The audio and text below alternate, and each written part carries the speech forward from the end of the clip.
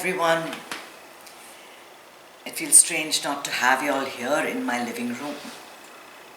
But I'm hoping that you're in your living room and you're watching from that comfort and that we enter into the same space together. These are very strange times that we live in.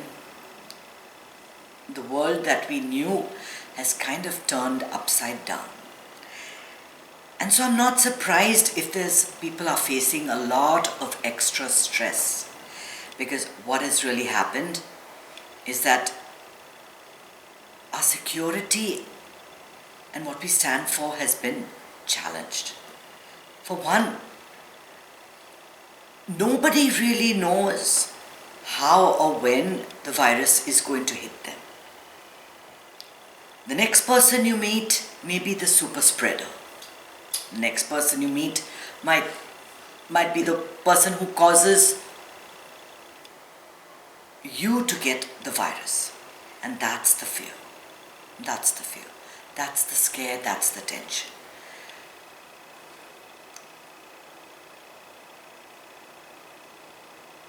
We were watching this happen in China and in Iran and in Italy, but it was all overseas.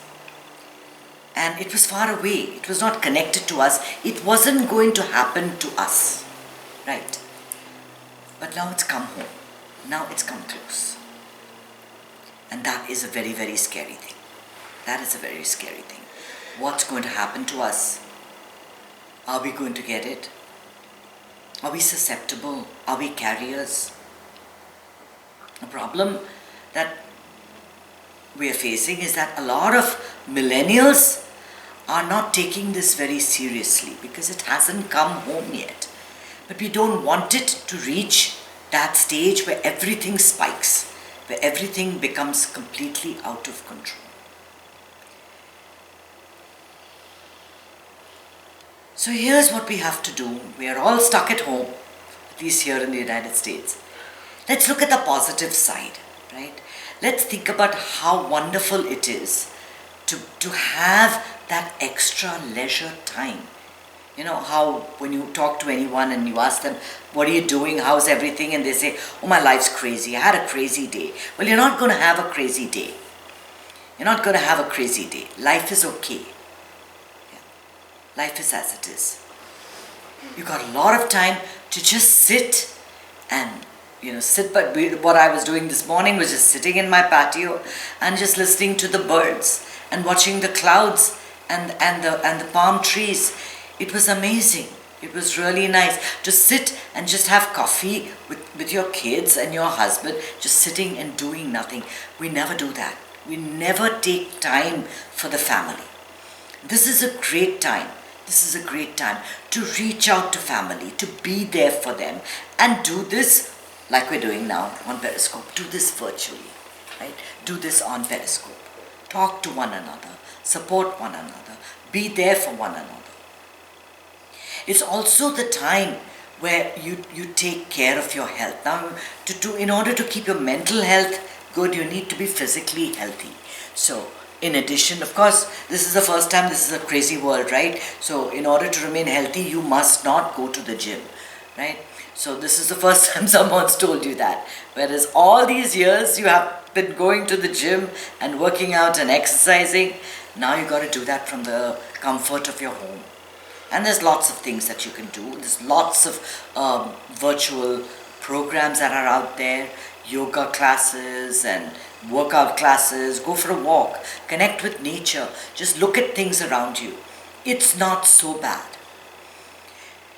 Begin your day with meditation and breathing, because the breathing and the meditation, it ups your immunity, it ups your lung power, it makes you breathe much deeper, it changes your dread into enthusiasm.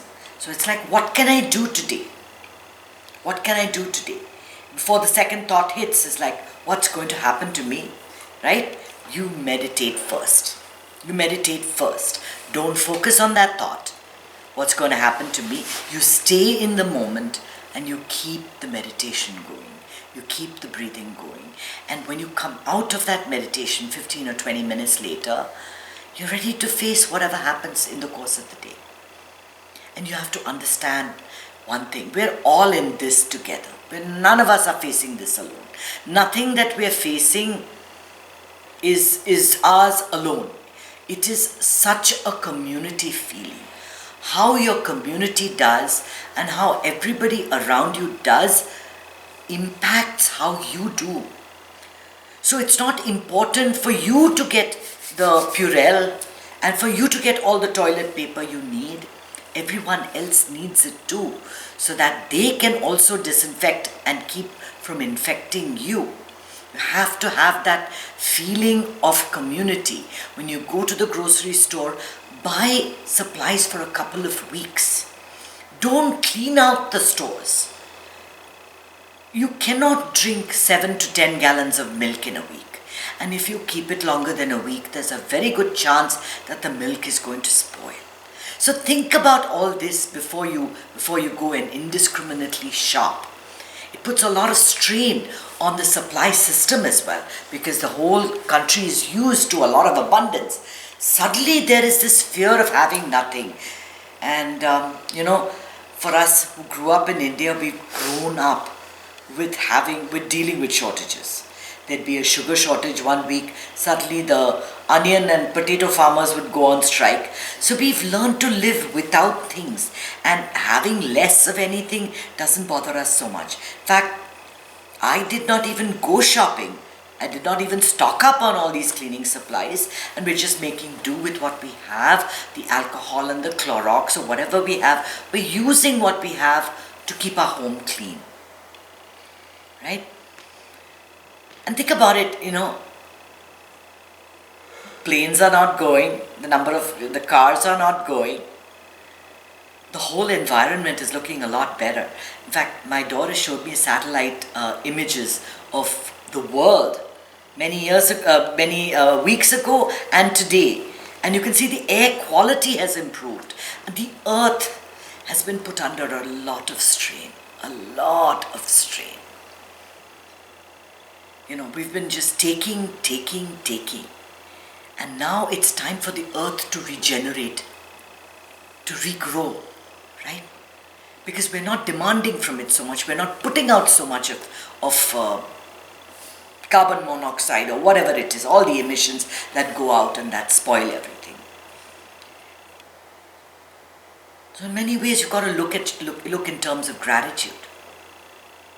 That things are going well. That things are okay, that this will take its course and it will pass, and that some of us might be affected. And in order to combat whatever comes, keep your mind healthy, because everything begins with the mind. If your mind is in a good place, if there is inner harmony, there is an inner symphony, the vibrations within are all working well, and the messages are being sent that all is well. When that happens, all the cells in your body work and do exactly what they were designed to do. And that is magic. When that happens, you get a sense of feeling good, of feeling positive, of feeling wonderful. And when you have that, you have a better chance of fighting a virus. Why? Because all the other things that come in times of stress, like adrenaline, like cortisol, oxytocin, all these things that make the inner workings of your body go wrong, these are not there when you're meditating. They're not there, or if they are, they're functioning at a very low level. When you feel good, you have a much better immunity. You can fight whatever comes, whether it's the COVID virus or it's the flu or it's a cold. You can fight everything much better when you're in a better state of physical and mental health. And that's the truth. In India, they are recommending that you take 2 additional, what do you call it? Precautions. Yeah, not precautions. Supplements. One is turmeric, which Indians put in all their food. and you can get that as a tablet as well. And the other is ashwagandha, which is also an immune booster, right? So add these two to your diet. Meditate every day and listen to what the CDC and what the local authorities are telling you to do. If it means sitting at home for a few days, I mean, at least they're not telling you to go to draft and go to a war, right? They're just telling you to sit pretty, and we're not used to that. We're not used to being confined to small places. In fact, all the time when you're working, you're too busy, you don't have enough time to spend at home, and now that you're home, you don't want to be there, right? We don't like what we have. We always want something else. Our mind gets completely restless. So enjoy this, because after a few months, it will be back to normal, and then we will have different challenges.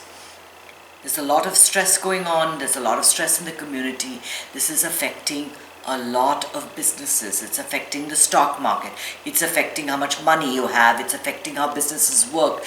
There may be a lot of things that come 3 months later, like layoffs or redesigning of the economy, where people have to find jobs in different industries. But you know what? That'll come later. We'll deal with it when we come to it. Right now, all you have to do is really focus on being here, right here at this moment, staying with your family, and not getting into arguments, not screaming and shouting at one another. Give yourself space in your home. I think that's very important, that everyone is free to do whatever they want. And it always helps to provide good meals. Like, don't focus on the junk food. Don't try to get, the pizzas and food that are low in prana. Make good, delicious meals at home, even if it's a one-pot meal.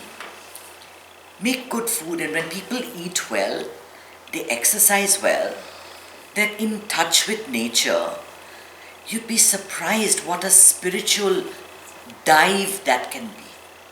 You connect to your source. You find out who you are. You understand where you're going. You can make good choices at this time.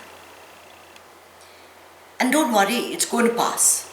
Everything passes. It's going to get better. Everything is going to get better. Right now, as long as you keep telling yourself that, it'll give you the strength to carry on. You have to have faith that this is going to pass, that this is going to get better. You have to have the courage to deal with the problem that we are facing. It's not just a problem we are facing. Everybody all over the world is thinking the same thing that you're thinking, is in the same boat that you are. Nothing special. And be grateful that you are where you are, that you aren't living in a crowded,